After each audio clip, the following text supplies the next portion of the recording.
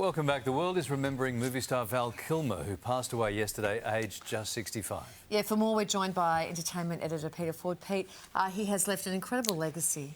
Yeah, he has. He was really only an A-list star for a relatively short period of time, but packed in a lot of good work in that time.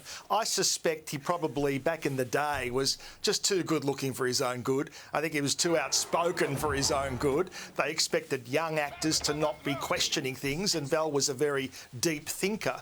Now, interestingly, it was pneumonia that killed him, but we do know he's been battling cancer now. Oh, that's seen there in Maverick. Now, that's an AI voice. That's not actually his voice. They had to create that because Tom wanted him to do that scene in the movie. And, you know, back in the day when he was so hot, he just churned out the movies, including here in Australia, the movie The Island of Dr. Moreau.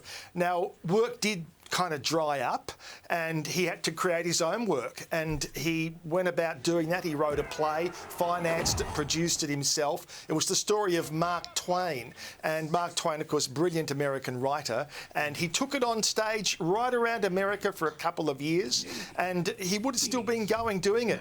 But this post I'm going to show you now was on his Instagram only 5 weeks ago. That's the Mark Twain play that he was taking around with great success. Now, this post I'm going to show you was only 5 weeks ago. In it, you'll see he doesn't have any embarrassment about the fact his voice is no longer there, and it is the last time that he puts on the Batman mask. It's rather poignant. Have a look. I have an article for us. It's been a while. Oh, you look great.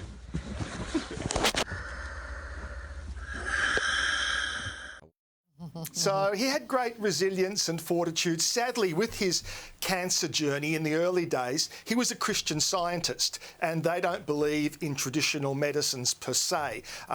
He did in the end up utilising traditional medicine, but they very much believe in praying it away.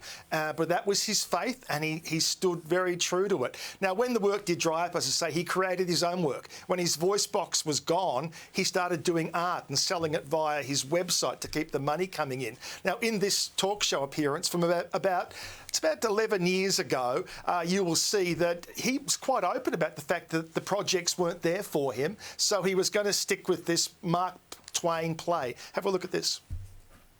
What about you? Do you have any other projects that are coming up that... No, I don't. Are you serious? Just go chill out. I'm going to be Mark Twain till I don't need the white wig anymore. So he probably would still be doing it. It was only about 6 months after that appearance, when he was doing the play, that he was discovered that he did have throat cancer, and of course that took a terrible toll. I mean, cancer is hideous for everyone, but when it takes away your ability to communicate and at the same time takes away your livelihood, then that's that extra bit cruel. So remarkable career and remarkable story of Val Kilmer. Yeah.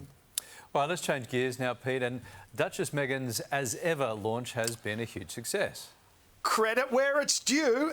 It is a complete sellout. Now, these are her products, including the flour sprinkles, the much talked about jam, her crepe mix. Within 1 hour today, everything was sold out. Now, it could only be bought in America, so if you're going to debut a new, much hyped and criticised range of products, then certainly you'd like to be able to stamp that sold out stamp on it. Now, of course, being cynical, you could potentially manipulate that if you wanted to create a frenzy and make it look as if the whole world was demanding more of this product. It would be pretty easy to do. This is the latest post that Meghan has put up, and it's Chantilly Lily, which is a dessert, and it's named after the daughter Lilibet. So in effect, this is not only named after Lilibet, but also after the late Queen Elizabeth, because that's where the name comes from. So Chantilly Lily, and yeah, Meghan would be quite rightly rushing back to that stove and those pots and pans today to churn out more of that jam, because it seems the demand is there. Another batch. Okay. Yeah, another batch. Yeah, good on her. Yeah. We've got fresh details about the upcoming Michael Jackson movie, Pete.